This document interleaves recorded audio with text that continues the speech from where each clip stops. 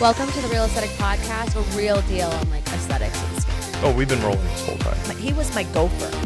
I'm your host, Alexis Arsenis. We're going to have a good time here.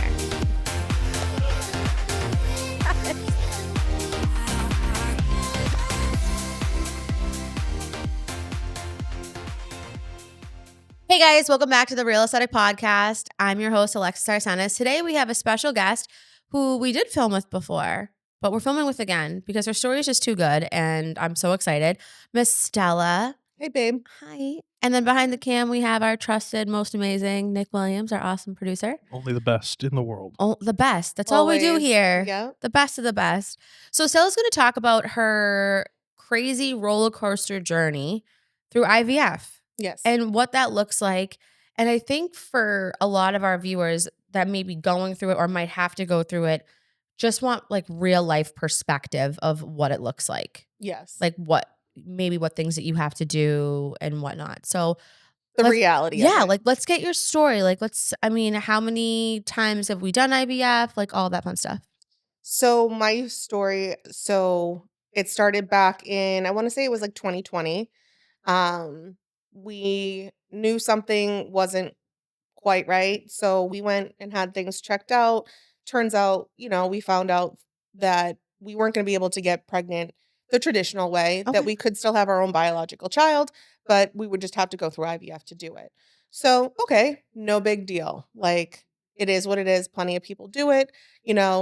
I went and saw a IVF doctor originally, and I think this is important to know too, that you don't have to stick with the same doctor. If you're not feeling it, Yeah. don't stay. So I was with the doctor and I wasn't feeling it. So I switched and I went. Do you get like a referral? So like your normal OB would refer you to. A doctor did refer me to the first person that I went to. And there was nothing against them. It wasn't for me. It wasn't a good fit. So I went over to Brigham and Women's in Boston, and I had my first retrieval, and we got 5 embryos out of that. What's that look like before though? So like you're taking medication, right? You're doing daily injections? Daily injections. So let me just back up really quick. So I have been going through IVF for 4 years. Let's just put that out there first. 4 years, I've had 3 chemical pregnancies, 4 miscarriages. So I've had 7 transfers altogether, got pregnant every time. It's been a long road.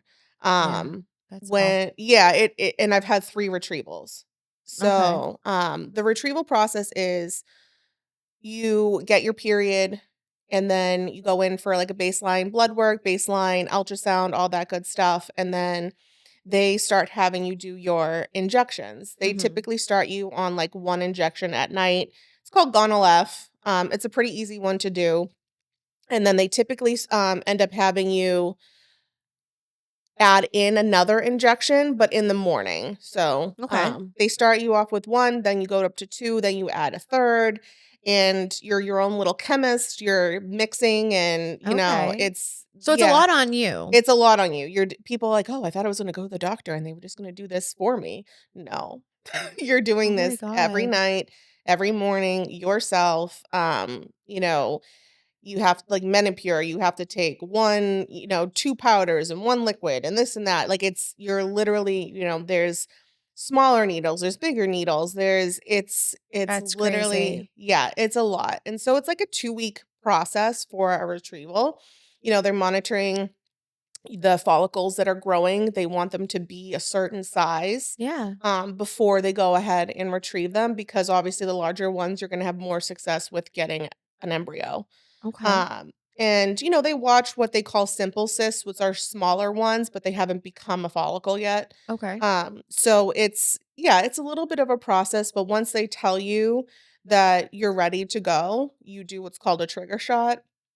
And then you go in, I think it's 36 hours later for your retrieval. So it's like a lot to schedule.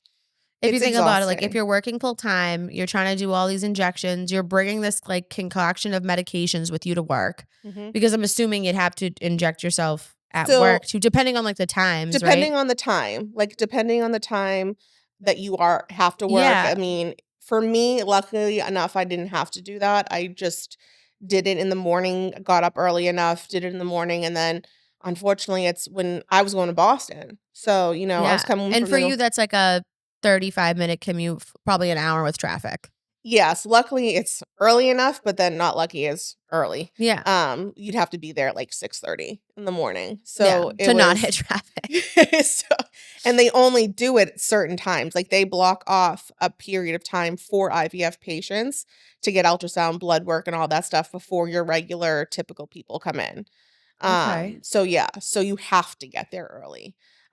There's like no choice. That's So crazy. yeah, so it's like you're getting up early, you're going to do that, and not to mention you're just exhausted because you have all these Medications. medications in you, and it's a lot. It is a Do you lot. feel like almost like period symptoms, like that, not like nausea, dizziness, like headache from these medications? Like, are they For like, what can me, someone expect from taking these medications and that happened to you? This isn't medical advice by any means. This no, is not like just medical strictly advice. what's happened in her situation. So take everything with kind of like a grain of salt because your Everyone is situation might be different. different, but Everyone's I different. still think it's important for people to maybe if they have that and they're like, "Oh my god, is this normal?" Like you had it. Do you know what I mean? I mean, let's face it, you're putting just like pregnancy, everyone's different. Yeah. Some people are So nauseous, true. some people aren't, some people have an appetite, some people don't. It all depends on the person. Me personally, I was exhausted and headaches were more my thing. Okay. That's what it is for me with a regular period. I tend to get migraines. Like it's just so it was just amplified. I didn't typically have any nausea or anything like that. But some people that I know from like a support group that I'm in do have nausea, do throw up, Mhm. like can't handle it, can't, It's a lot of it's a medication. lot of medication. You're putting a lot of hormones in your body, because you're creating a super ovulation. Okay. Because normally we only drop what, like one egg. Yeah. So you're creating, my first retrieval, I got 20 follicles. Oh I had wow. 10 on like each side. You literally feel like your uterus is gonna fall out.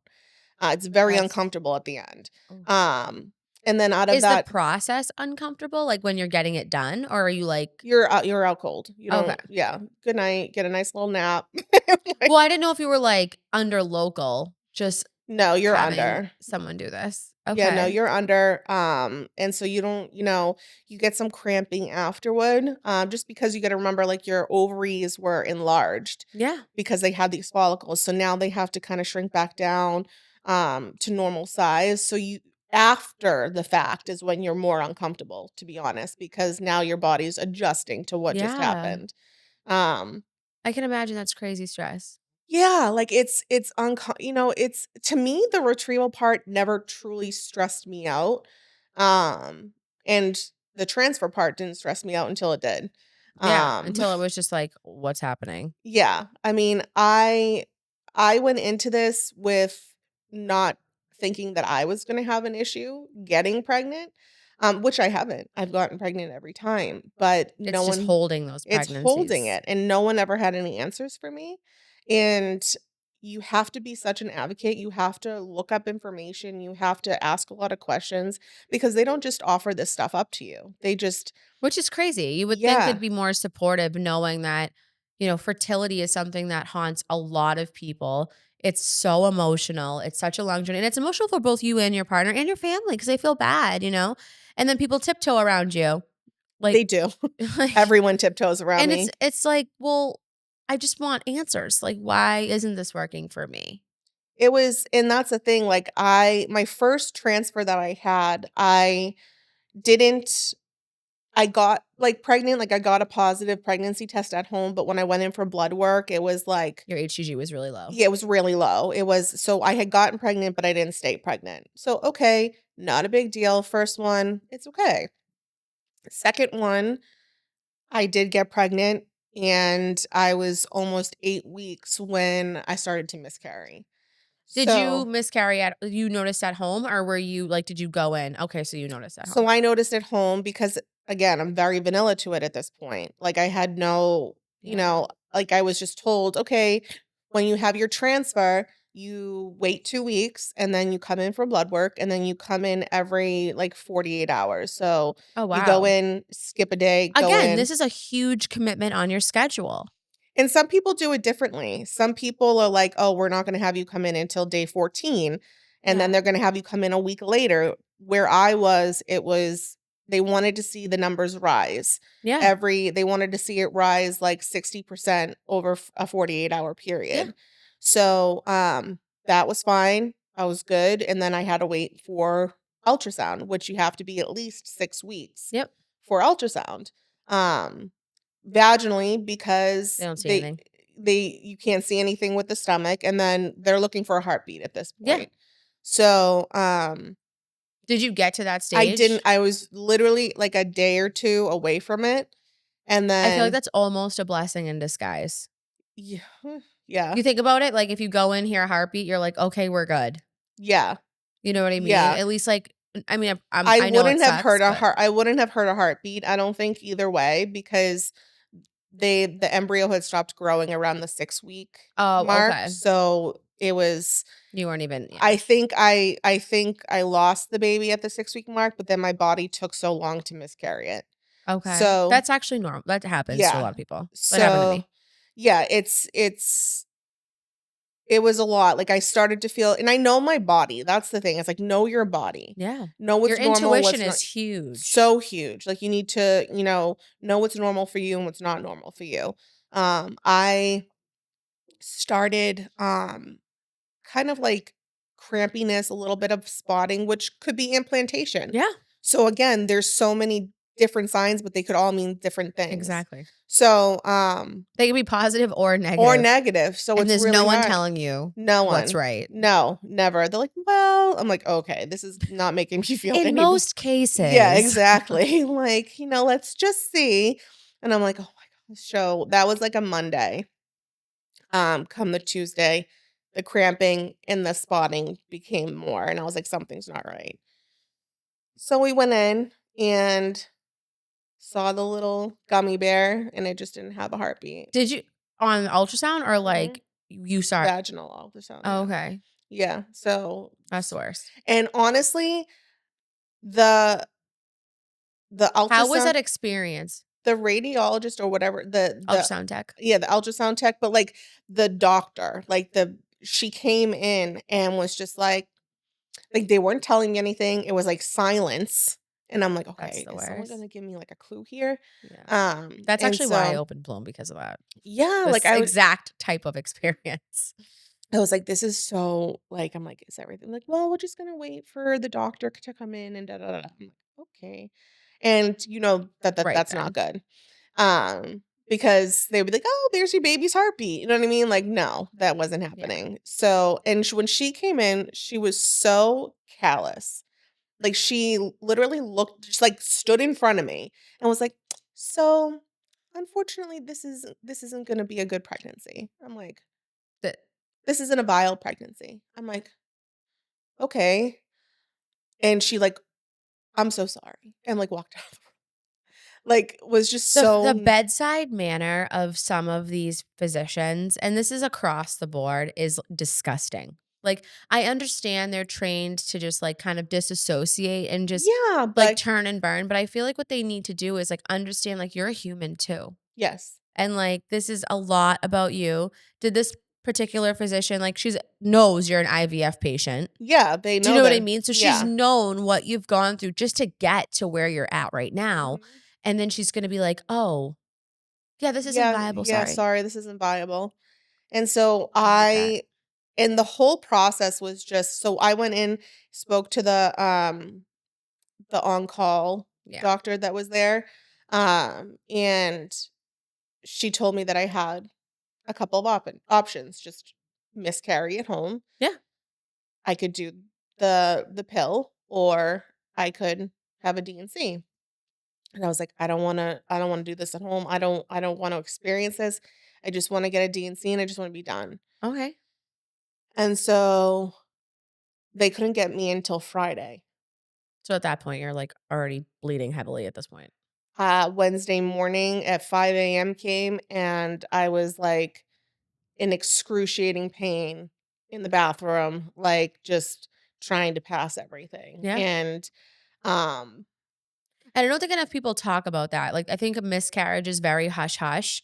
And I really don't understand why. I mean, I had a late term miscarriage. My mother had 2 at 25 weeks each. Like, that's crazy, And we don't talk about what that's like, either having it at home, mhm. what that looks like, and what options you do have. Some people don't even know that they can go in and get a DNC, or if that's even an option to them. Yeah, no, it was the worst experience ever Mhm. for me to say that I just want to be done with this and then be like, "Oh, we can't get you in until 3 days later." Like, why even ask? Yeah, Why even give like me the option if it's not gonna be right away? and so thankfully I did have it scheduled for Friday because I started heavily miscarrying on Wednesday from 5 a.m. to 9 a.m.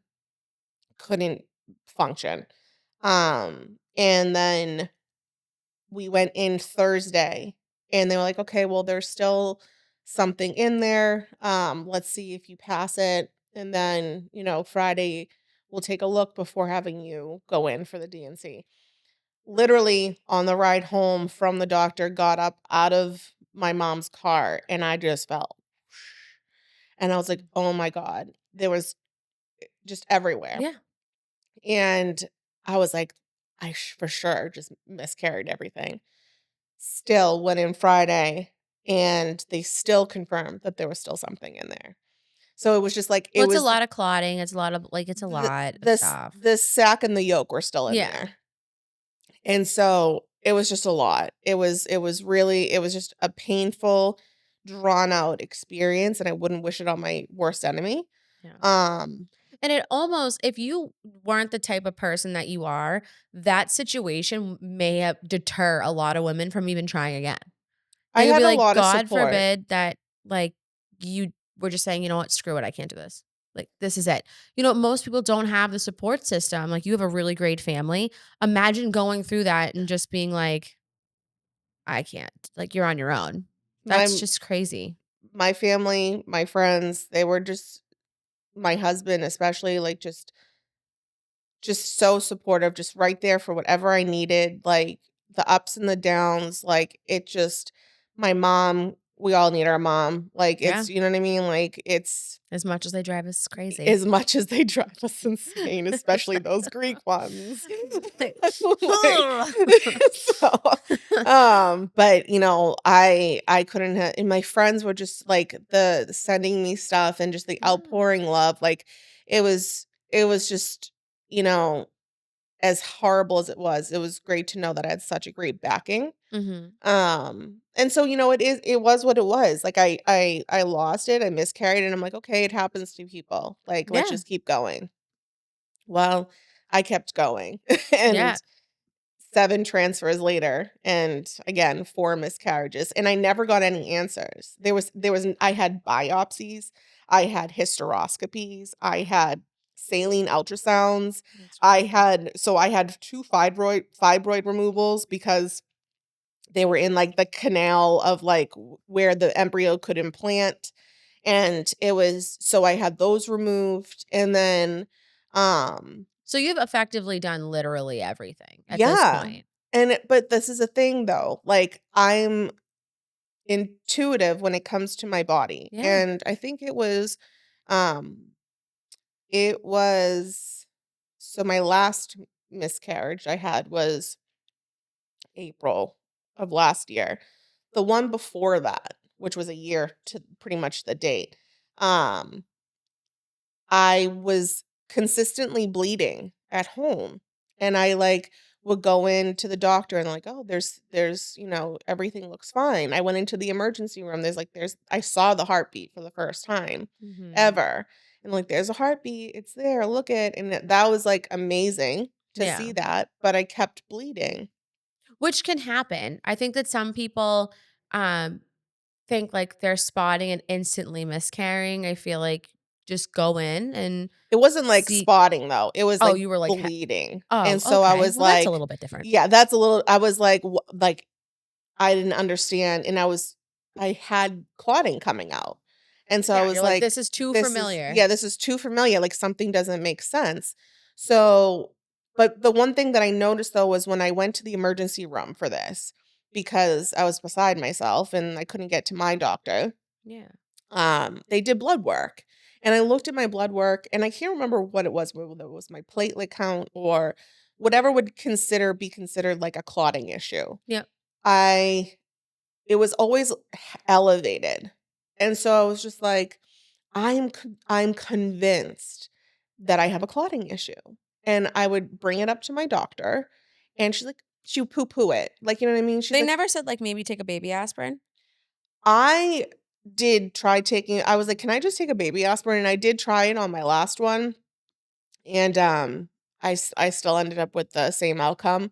But she was like, we did the testing and da da da. Like, and that's the thing. They have their protocol, but let's not make any mistake. There is always more that they can do. It's just whether they're willing to do it. Yeah. And I know that now because after so many failed attempts, I mean, how many times are you going to do the same thing over and over again? And and not work before you're like, let's try something It's the new. definition of insanity. Like, she did the same protocol on me like 6 times before I was like, this is not a one size fits all. We need to do something different.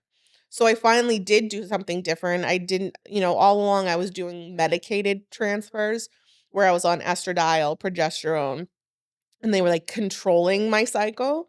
And for me, again, know your body, like my numbers each time I noticed were gradually getting less and less. Like at first, like my lining was like at 11, and then my second one was at a 9, and then it's slowly every transfer it slowly started to get like less and Smaller. less. And I'm like, even though to your standard, I'm multi-layered, to me, my body's not reacting the way it used to. Yeah.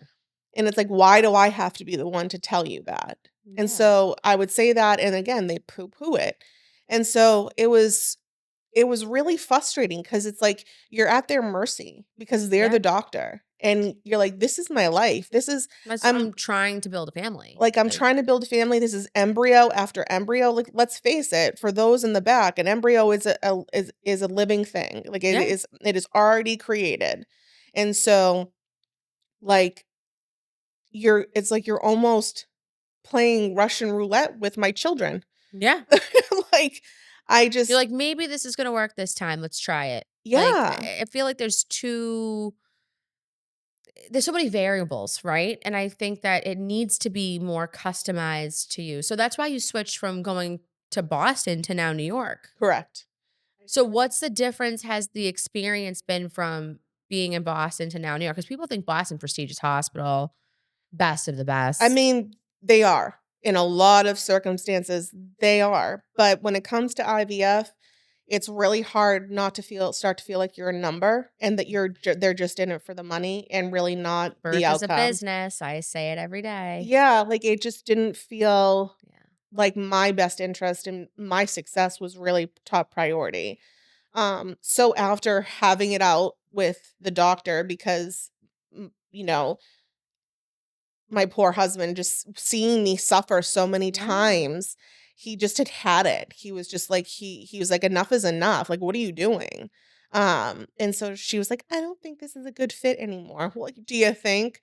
Like, it was.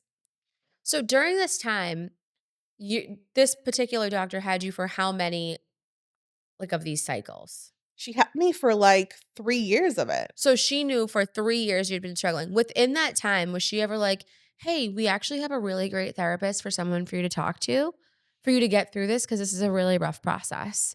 Was there any sort of like support mentally during this? Because I feel like you're almost setting yourself up for failure. Like if you get pregnant and then you have a baby, your postpartum journey is going to be hard because you just have all this like guilt and all this, you know what I mean? Like you're mentally just so drained from the beginning.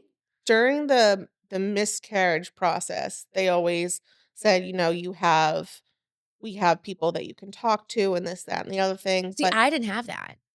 See, to me, I didn't even want it. No, I didn't either. But like, I was like, I don't want to talk to your people. Yeah, Leave me alone. like, I want answers. I don't want to talk to you. We're just stubborn Greeks, so it's a little different. I think we're just like, all right, like, give me the answer. Like, what happened? So I can do it better next time. Correct. But I feel like after working with so many moms now, they need that. Like, they need someone to tell them that it's gonna be okay, and we're gonna get there. But, I mean, you've been on this journey for 4 years. 5 years now. Since It's 2025. It's and we're still in it because you're doing your next transfer soon, right? Yeah, that's the plan. And, there's a lot of anxiety around all of this. Yeah. There's so much anxiety because it's like the minute you have that first miscarriage is the minute that the fun and excitement and It's over. it's over. It's over. It's done. The ignorance is bliss is not there anymore. No. Like, I envy those women that just are like blissfully ignorant and just like I enjoy. love being pregnant. Like I don't think I'll ever truly be able to exhale until I have a child in my hand. I will try my best not to not enjoy a pregnancy if I'm so lucky to be blessed with a child. Yeah, I think that that's the hardest part. And I think even for me, like, I lost my first one before I had Olivia, and it was not exciting. Mm-hmm. And I remember every appointment, they're like, "Oh my God, here's your anatomy scan. Everything looks great." And I was like, "Yep, heard this before. Mm-hmm. Okay." Yeah. You're just like not waiting for the other shoe to drop, but waiting for the other. And then her birth was a total shit show. So when she was, I didn't even know if she was alive. So I was like, what's happening? Yeah. Like, am I happy or am I sad? Like, I don't really know how to react. And I think that you lose that excitement, and it's sad. Mm-hmm. It's sad to lose that because I see these moms that come in and they're so excited. And I'm like low-key kind of jealous because I really jealous. wish I could be that happy about it, but I don't want to steal their happiness either. Like, you be happy and stay that way, because the happier you are, the better you are, the better that baby's going to be and the healthier you're going to be. Yeah. So trying to reduce your anxiety through this whole process is probably super important too, because you don't want to set yourself up for failure by having all this stress going into it. It's so hard though, because I'm already a person that has anxiety. I've had anxiety my entire life. So it's a control thing, and you're so out of control with this. Yeah.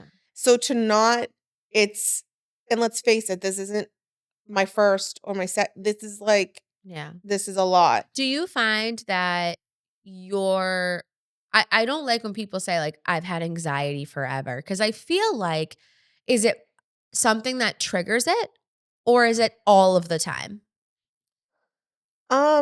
It's not all of the time. Like, there's difference between having anxiety and having a panic attack. Yeah. So what I tell my clients, and all the time I say, don't give. And I know this sounds super cheesy, and there's a lot of like influencers that have said this before too. Don't like give it an identity, saying I have anxiety. And I always tell them, change your language and say, I feel this is making me feel really anxious right now, because the second you give it that label and you're saying, I have anxiety, it's like you're automatically in this mental zone of like shutdown. Yeah. And I always try to tell like my pregnant clients, I'm like, let's just like try to not shut down.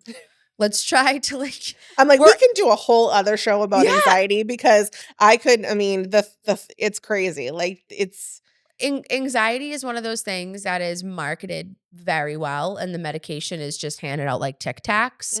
And I think that we just need to learn to cope with things differently. I never wanted to be on medication, not to get sidetracked. I never wanted to be on medication for anxiety, but around 10 years ago, I decided to, because it's just like, you have to do what's best for you. Yeah. Though. Like, when you can't function because you're just constantly in a state of anxiety. You're just anxious, like, all the time. Like, and it hits you when you don't expect it. Like, the littlest thing can trigger it. So this process, has triggered a lot. Oh, yeah. But that's why they should give you someone to talk to. Yes. And not being like, here's another pill to fix the stress that you're in from the process we're putting you through. To be honest, me just being able to say I'm feeling anxious, or like I literally just look at my husband and I'm like, can you just hug me? Yeah. Like, I just need to be hugged. Like, can you just tell me it's going to be okay? And he does. And he like sits there and he's like, okay. And he comes over. He's so good. And I know him too. He's so like, okay. He's like not like, oh, come here, honey. He's Italian. Yeah, he's like, all yeah, right. fine. Go make me something. So, but What's for dinner? he's so good. Like, he tries to make me laugh, and like, like he just tries to distract me from it, and just by talking about it will make it subside. So Yeah. like that's the key point, is when I'm feeling it, I just need to talk about it so that it can go away. Yeah. Realizing what the trigger is, and then like going away. I mean, like, okay, that sucked, but like, let's laugh about it. Yeah, let's laugh about it now. But I digress. So yes, I'm It's my show, it's fine. yes. I'm going to New York now, and That's exciting. it is exciting. I was super excited to hear that there was a doctor that specialized in reoccurring miscarriage. I was really pissed that my doctor withheld that information from me for 2 miscarriages. I feel like after one. Like you, and then when I called New York, the doctor that she originally had referred me to had like a year-long wait. And I'm like, "Are you kidding me? You could have told me this a year ago and I would have been." Yeah. And so I was like, "You're going to send an email and you're going to get me in there sooner, because I've been through hell, and I feel like you held out this information." And did you say this to her? Just absolutely. Like, what was her face like?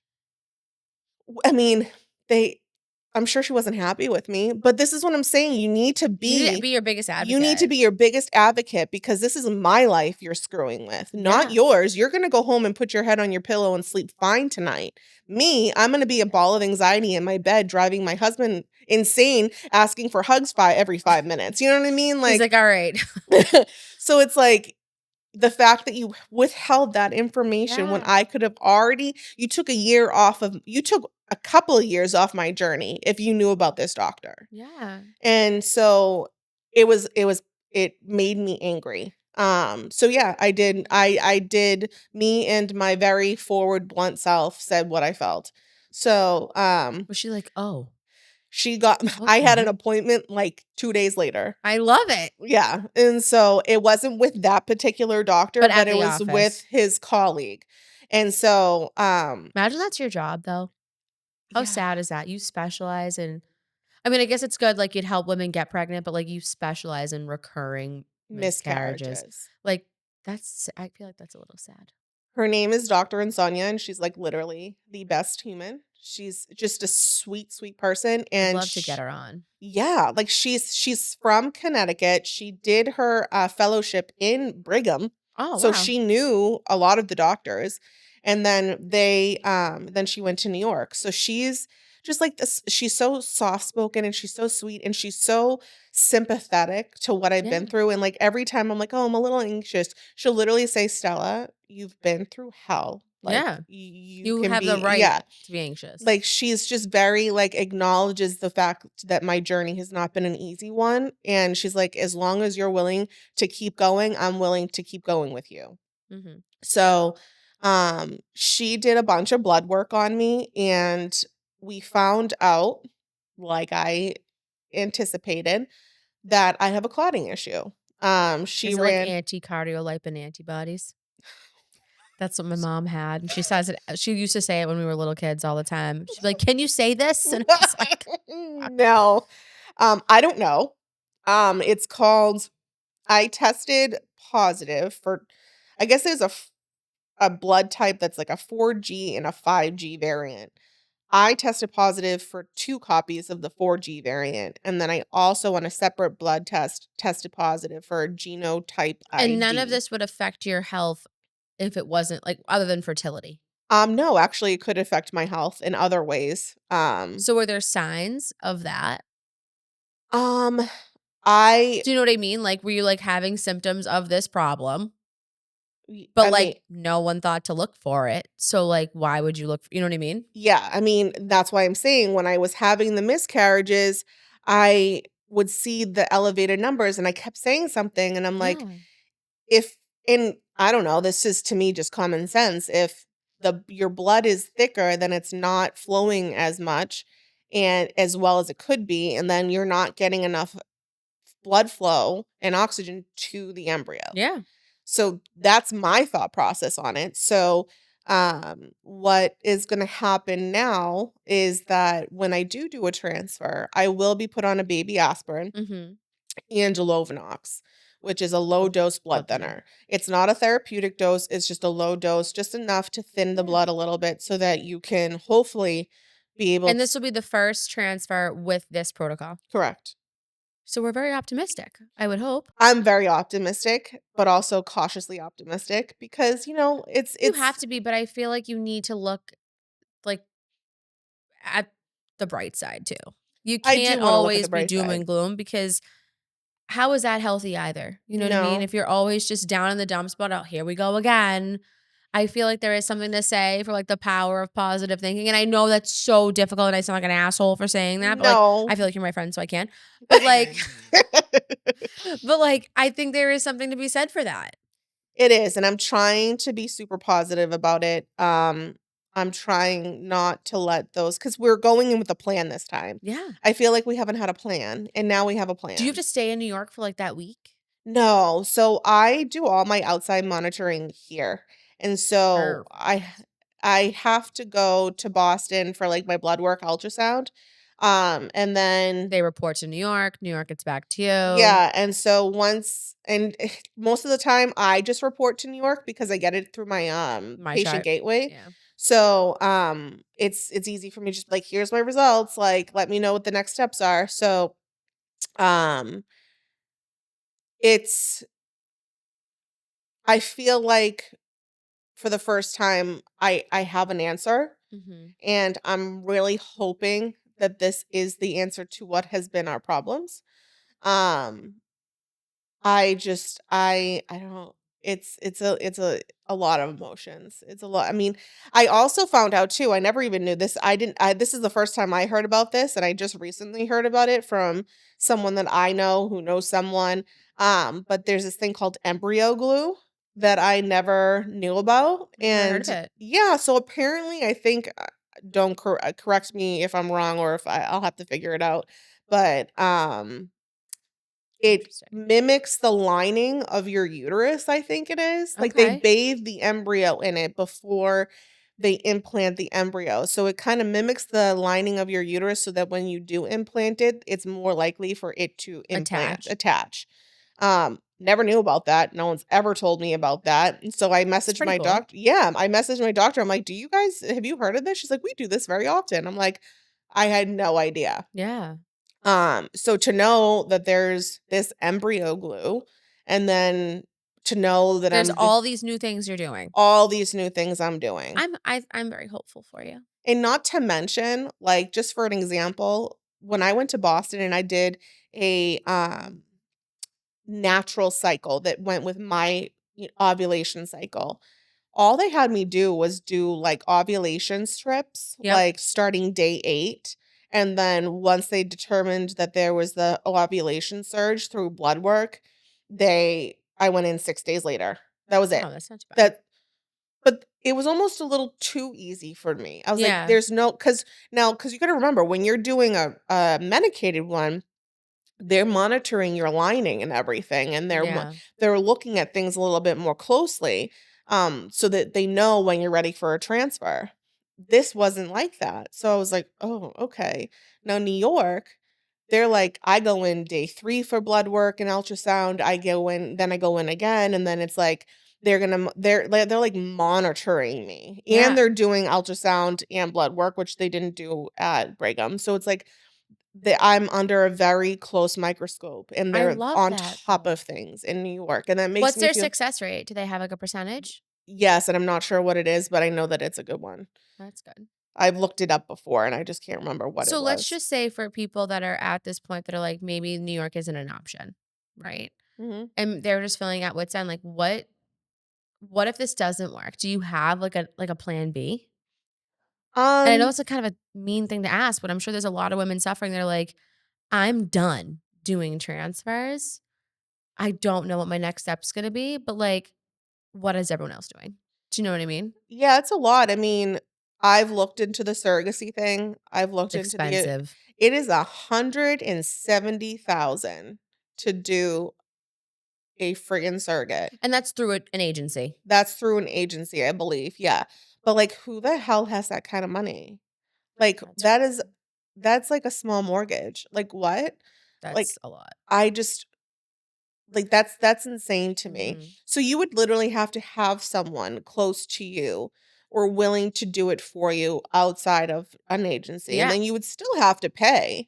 You would still have to give them something. I mean, if I was having a baby for someone, it would have to be pretty you have to it's a lot of work. Mhm. It's exhausting.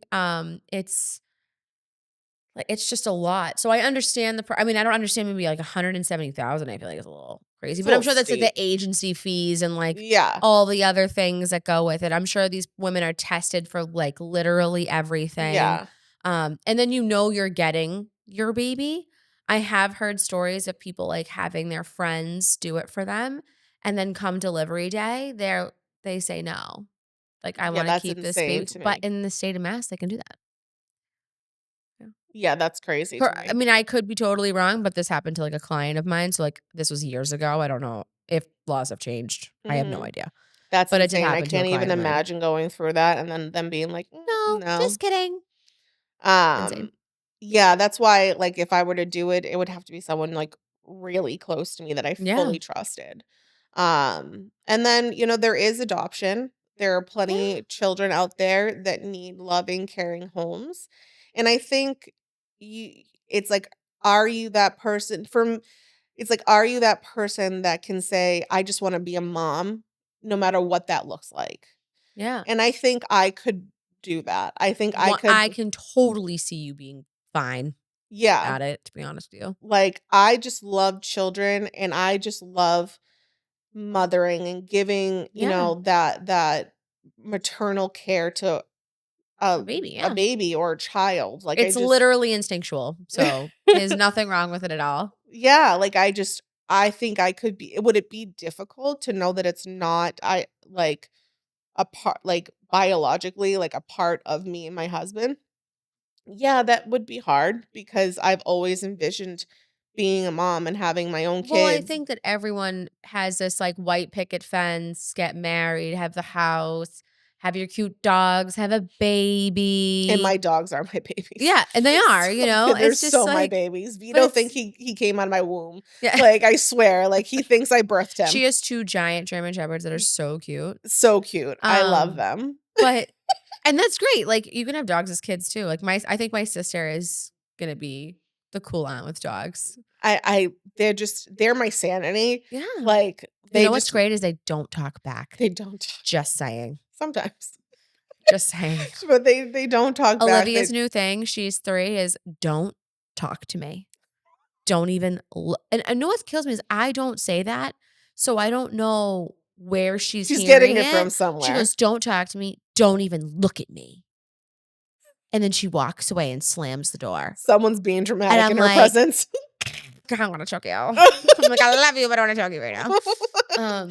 No, not really, guys. Like, relax. But like, No, she would do it. she's just spicy. 3 is so much harder than 2. Absolutely. I mean, I just remember like all of my friends' kids and even my little sister. I was gonna say, she's so young. I was 12 when, Alexa was born. So That's so I funny. remember those The ages. diva. The diva. Yep. She's still a diva. She is in Miss Meteorologist. I know. She got an official job, by the way. So excited for her. Is she gonna be like on the news? She's going to be like a meteorologist for a station. Yeah. That is so cool. Yeah, it's wild. Like, Nick said that we have the ability to put a green screen up and we could do the weather. that would be amazing. We literally have enough technology in the studio to do literally anything. We could make it CNN in here. Just bring a desk in. We're good. That is awesome. Yeah, Maybe it's we cool. should do an episode, me and you, Nick, a fun episode of us having Like sitting at a desk. Yeah. Yeah, we could do it. We could Today's literally do TED it. Talk. Can you imagine? We could do the news. I'm not kidding. I just want to take my papers and go, like when they stand them Yeah. up and they go, and they lay them down. Yeah, I don't know if they do that as much anymore, but I get what you're No, but saying. you know what Yeah. we're just gonna have like We're just gonna make it look TRA good. news station. Come get all your news. Oh my gosh. But yeah, so I remember threes were the worst. For every kid, I'm like, I don't know what they're talking about the twos. Twos Threes is- are the worst. But I also think the first one is very different. She's just I her wasn't own. I was an easy child. I'm the first. I wasn't an easy child as I got older. Like, Yeah, same. Teenagers, awful kid. I feel bad for my mother. I was terrible. I was No I was excuse. pretty. It was This is payback. karma. It's yes. Karma. It's a bitch, let me tell ya. It really is. In But high heels. yeah, she does. She steals my shoes. And then she Bitch in tells high me to heels. go away. I'm like, you're wearing my shoes, telling me to go away in my house. Get Yeah. out of here. What are you doing? No. But they're adorable. I can't. thank you. But it's just, you'll get there. And I feel like no matter how you get there, it's not going to matter. I just You'll want get there. women to know that they have so many options. Yeah. And there are things out there that doctors will not tell you have as an option, but they're there. Are there support groups that you recommend? I have a few on Facebook that I'm a part of. And there's like different ones for different stages of the process. Oh, that's pretty cool. Yeah. So I, and if people ever want to just message me privately too to ask questions Yeah. or for me to add them to that group or give them the group information. I really do have a lot of knowledge when it comes to all of this because I've had to learn. I've had to be my own advocate. So you're just like living on Google, just like Googling everything, trying to figure it out, trying to find an answer, For the talking to most people. part, talking to people, just researching myself, like what could cause this, what could be and then as soon as I see something that kind of like, I'll ask my doctor, well, what does this mean? Why is it's just you I don't really care about being a pain because again, this is my life and I'm trying to have a child and you're supposed to be the expert in this and you're supposed to be, so I'm going to ask you a million and one When questions. you went to New York and you first met this doctor, were you like, hey, this is what I'm going through. Here's the deal. Beepity boppity boop, go through everything. And she probably was sitting there like, okay, yeah, I get you. I was really not. I just told her it's been a long journey. Yeah. And she saw my chart, like she knows. And she's like, you have a lengthy rap sheet here with everything that you've gone through. You know, it's she was so sympathetic to it and we had a list of questions. Always write questions down. Have a list, have things ready cuz when in the moment you're not going to remember what you want to ask. She answered every question and like knowledgeably. Like That's nice. you know what I mean, like with actual information. And she's just really awesome and I'm just glad to be going through the process with her now. I'm really hopeful for you. I feel like this is a completely different protocol. You seem brighter about it. This woman clearly knows what she's doing. Yeah, I mean, it is it's a what it new is. place. Yeah, I mean, I've been through what I've been through. I sometimes don't know how I've gotten through it. I don't know how It's you know. kind of a blur. Um, Again, having the support system from your partner, from your family, from your friends, the knowledge, my biggest thing too is if you're starting out and you're not sure, if you're just get tested. Yeah. You and your spouse. Because it is really important because a lot of the times it's more the male that's the It is. problem, The so to majority say. of the time, fertility issue starts with the male. When you first went for fertility treatments, did they automatically ask for your husband to come in to get tested right away as well? Or was it more you're testing first and then we test him? It was both. They Okay. they wanted to test us both. They wanted to look into things for both of us, which is super, super important because you just never know. And I think that, it's just guys are probably a little bit more hesitant because it's like a manhood thing. Yeah, like it's just, but it's really, if you really want to have a child and you don't want to waste time, even if you're not married yet, but you know that you want to have kids, just get ahead of the game. Like just go get yourselves checked out. Make sure that there's going to be no obstacles for when you want to try. So this way, if there is, maybe you can start doing something sooner. Yeah. Because I never thought in a million years I'd be sitting here 4 years later. You know what I mean? Yeah. Like never in a million years. So it's like, be proactive. Don't feel like a certain stigma about it. Like just, there's no shame in that game at all at being proactive. And I think that's what's important. Because you don't want to waste time. I mean, especially men can have kids into their 90s. Like, you know what I mean? Women, we don't have that time. So it's like, don't waste your time saying, "Oh, if we have an issue, we'll go to the doctor." No, just do it now. just do it now. As I'm seeing it more and more and more. I see so much fertility issues at downstairs all the time. Yeah, so there's so many, and it's different. It's always a different problem or dilemma. We're going here, we're going there. I'm not getting answers. Who do you go to? And I recently had a client that I had told you about. She's getting nowhere. No answers, no nothing. And I'm like, you know what? Maybe you want to talk to Stella. Yeah. I know it's not medical advice, but maybe she's just a good person to be an advocate with you and just kind of give you ideas of questions that maybe you didn't think of, but Stella went through that, so she knows what to ask. Yeah, I mean, she and was she was so thankful that I even had that option. So I mean, I think you're a great resource for people. Well, and then even me, I've went through it myself, but I know people personally that have gone through it too, that have had situations where they had to stitch her uterus up or whatever so that the baby stayed in because there was a certain muscle issue. There's so many things that you just don't know unless you've went through it. So it's again, knowledge is power, and I'm always happy to answer any questions. If I think that someone else might be able to give you some advice, I'll tell you, hey, let me ask them, or I'll see if they can talk to you, or because I'm not a doctor, I don't know, but I just know from my experience, and I know through what I've been through, and I'm huge and there's always something that you can do. My doctor could have done extenuating blood work on me, and she didn't. And because it wasn't their protocol. Well, there's things beyond the scope of your protocol that you can do and you're just not doing. Yeah. And, and here we are, this person. Yeah, you're gatekeeping. You're gatekeeping. This person that might be able to say, why don't you try doing this on them? And then if not, refer them over to me. You know what I mean? Yeah. You could have done a little bit more. And I think that's what's frustrating. You just want a doctor who you feel is it's bothering me that this isn't working. This poor person's gone through so much. Let me see if I can reach out to a colleague or, whatever, and see if I'm missing something. That's all you want from your doctor. I think that there needs to be more support for it. And I'm sure there's a lot of these support groups online. I'm sure there's a ton of them. But for those that want to talk to you, what's your Instagram, so they can come and message you and whatever? I think it's if you just look up, we can tag it in here. Tag me in it because I'm I forget if there's a 2 A's in it. I'm I can't remember. But yeah, no, definitely tag me in it. They can inbox me. I'll give them my number, whatever they want. I just want to help people. I want to bring awareness to it.